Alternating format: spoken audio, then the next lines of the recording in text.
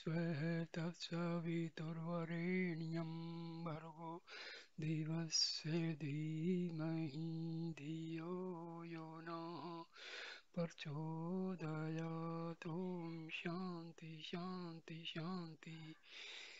In this video, I will describe the categories of Jivanmuktas and the characteristics of a Jivanmukta. Despite certain common characteristics, these Jivanmuktas are in actual life found to differ widely from one another in their behavior, their way of dealing with society and the world, their pattern of austerity and imparting of instruction, and method of dealing with devotees. For instance, Bhagwan Ramana lived a life of silence mostly, never moving out of Tiruvannamalai during the period from 1896 to 1950, that is till the end. Nothing could elicit the least reaction in him. His forbearance, forbidding his companions or devotees from coming to his help even when thieves broke into his ashram and beat him, was remarkable. He never made a formal disciple by giving traditional initiation.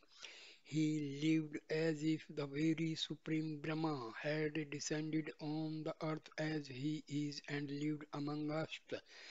Sri Ramakrishna Paramhamsa's way of life was far different. He used to weep and pray to his Divine Mother Kali even after he had reached the non-dual Advaitic stage of supreme consciousness.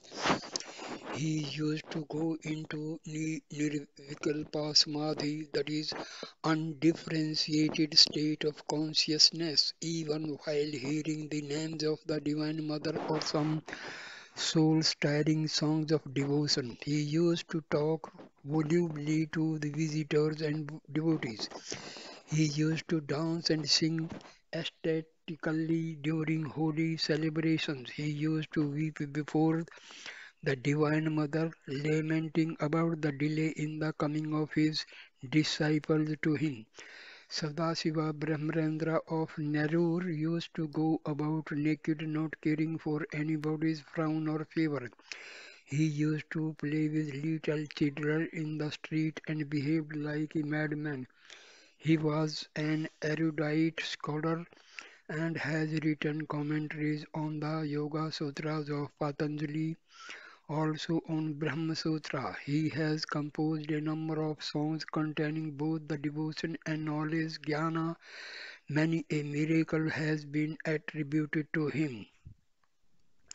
Thus each Jivan Mukta lives in a distinctly individualistic way and no two of them have apparently much in common. It is impossible to categorize these Jivan Muktas into recognizable types with common traits. The reason for this difference has been explained in many texts like Jivan Mukti Viveka and Advaita Deepika.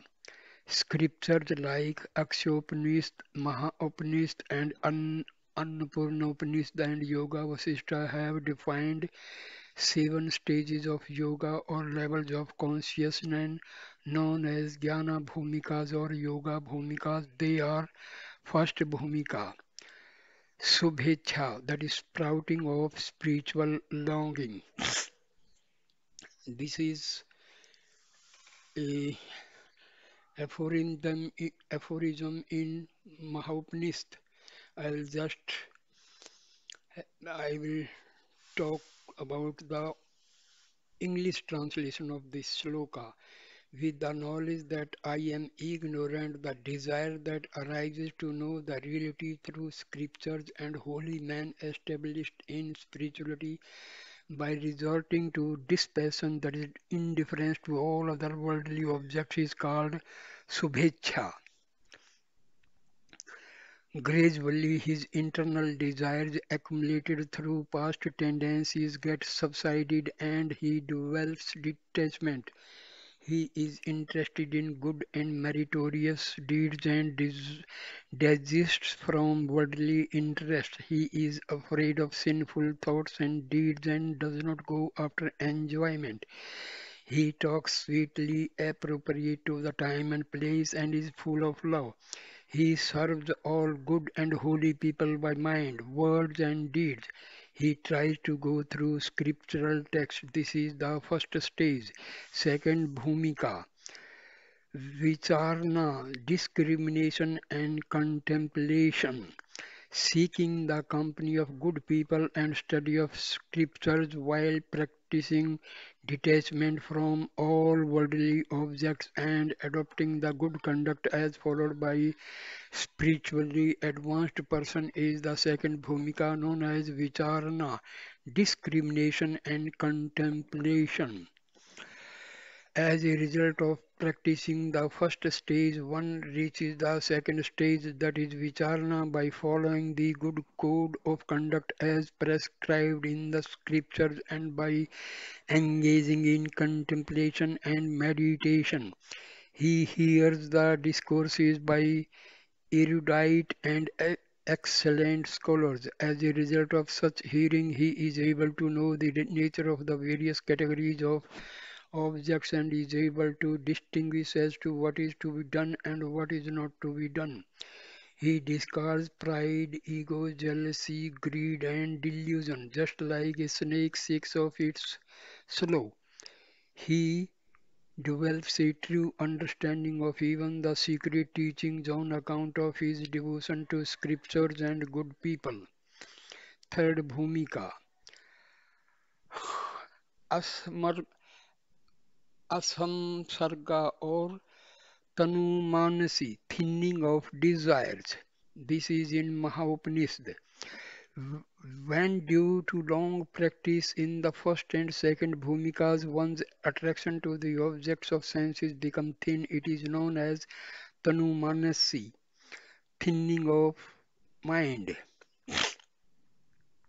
This stage is verily a bed of roses on account of his mind being firmly engaged in the contemplation of the meaning of scriptural teaching through the spiritual discourses of holy men. His mind acquires tranquility and he finds pleasure in wandering in solitude in jungles and other places and spends his life sleeping on stones. By performance of meritorious deeds and by constant practice of scriptures and company of holy men, he spends a life of comfortable detachment. His perception of the world and the matter gets more and more clarity. Fourth bhumika, sattvapatti, pure mind. By repeated practice of the first three stages, when the withdrawal of the mind from all worldly objects get established, the mind remains engaged in the pure self. This is the fourth stage known as sattvapatti, that is pure mind. In this stage, ignorance gets mostly effaced and one begins to look at all things of the world with an equal vision. Dualism disappears and non-duality takes root. One begins to deem the world as a dream. This is also called a dream stage. Fifth bhumika, asamsakti, complete lack of attachment. Accord, according of Akshyopanishad, the third stage itself is known as asamsarga, lack of attachment. When one disassociates himself from the doership of all actions, everything happens as a result of actions of past birth, prarabdha, or as per the Lord's will. The ultimate achievement of this stage is that one remains tranquil and silent in his inner form without thinking of any external objects. According to this version, fifth stage is called susupta, asleep. Then, as per Mahaupanishad, having been completely disassociated with the objects of the world, remaining established in the state of witness consciousness on account of the firm conviction about the absolute truth is the fifth stage. As per Akshyopanishad, part second and 32-36. The mind completely subsides at this stage. Consequently, the world does not appear before such a person. All differences disappear. This person remains only in his emness as sheer existence. He is inwardly enlightened. He is established in non-duality. Even while engaged in actions externally, his attention is inwards and so looks as if he is asleep. Sixth Bhumika, Padartha Bhavana, absorption in the truth. In this stage, the mind is absorbed in the witness state which transcends all things internal as well as external. He firmly revels in his own self. The Akshopanishad calls this stage as Turiya, transcendental. Mahopanishad the seventh stage as Turiya or Turiyaga, transcendental. In this stage, with a lot of effort, he recognized that Brahma, Supreme Being, is his own self. One is now in a stage which can neither be called as being or non-being and is absolutely fearless. All the notes in his mind have been loosened, all doubts set at rest. A fully blossomed Jivanmukta, he remains unmoved like a burning lamp in a painting. Sixth, seventh Bhumika, Turiya, transcendental. This is in Mahopanishad. Akshopanishad terms this stage as Videha Muktata, thoroughly oblivious of the existence of a body. According to some, this stage can be obtained only after death, when the body is left. Mahopanishad also, while calling it as Turiya, asserts that only when one crosses this stage Videha Mukti results. This is the stage where one is firmly established in his own natural state, that is Brahma. This is a state beyond words and is the highest state. The pure consciousness, all the supreme position of the world, body, etc., is effaced without a trace. Even though persons in all the last four of the Jnana Bhumikas are considered to be knowers of Brahmavid, the last three belong to Jivanmuktas and they are respectively known as great knowers of Brahma, great knowers of Brahma, and the best among the knowers of Brahma, Brahmavidaraha, Brahmavidariyan, and Brahmavidyaristha, respectively. There again, the seventh last bhumika is deemed by some to belong to Videha Mukta, those who are freed from the body and have no awareness of the body at all. Again, according to some, Videha Mukti is obtained only after one discards the body after death. Ultimately, the Videha Mukta is only a refined version of Jivan Mukta. The difference between the three stages, even though all of them are Jivan Muktas, is due to the degree of tranquility achieved in the practice of undifferentiated nirvikalpa samadhi state by the three categories. But some attribute it also to the result of past actions active in this current birth, which prarabdha, which will be different for different persons. For a real sadhaka, these differences in the naming of these stages are of no consequence. According to Adhyatmopanishad, the effect of prarabdha is not destroyed even after attaining jnana, the highest knowledge, as it is like an arrow already released, which cannot be stopped en route without reaching the target. But this is applicable so long as the body sense continues, as ultimately even prarabdha is an imagination of the mind due to the illusion of the body.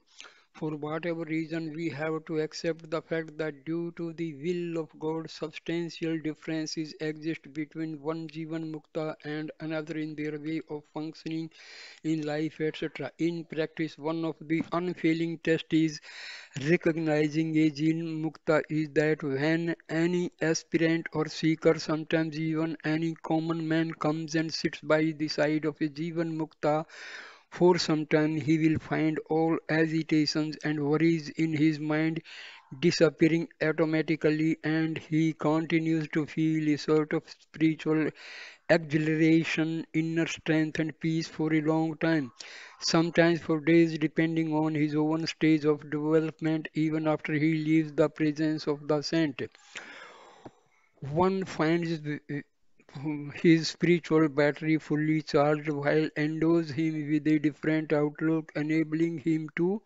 tackle problems and situations at home, office, and in society with ease and a lack of tension or concern about the result. It is said that in the case of Bhagwan Ramana, the doubts of ever so many devotees like Mr. Paul Brunton used to get solved while simply sitting in silence before him, and there was no need to give vocal expression. Now I will describe the characteristics of a jivan mukta. What are the qualities? The various Upanishads describe the jivan mukta as follows. Number one, a jivan mukta is one who never identifies himself with his body or senses, say I am the body, etc., and never considers the rest of the objects of the world as separate from him. He, as Brahman, the supreme consciousness, is the substratum of the entire world. This is a highly objective and subtle quality which will be difficult for an observer to recognize. Number two, he always lives in the supreme consciousness of his undifferentiated existence, where he is non-different from all the beings. He has no longer any attachment to anything other than his own self. Third, the Jivan Mukta in the fifth state of consciousness, Jnana Bhumika, remains as if he is half asleep, and whenever he goes into Samadhi state, he can get up by himself. The one in the sixth Bhumika remains as if he is asleep, merged in dense bliss, and wakes up from Samadhi state only when aroused by others.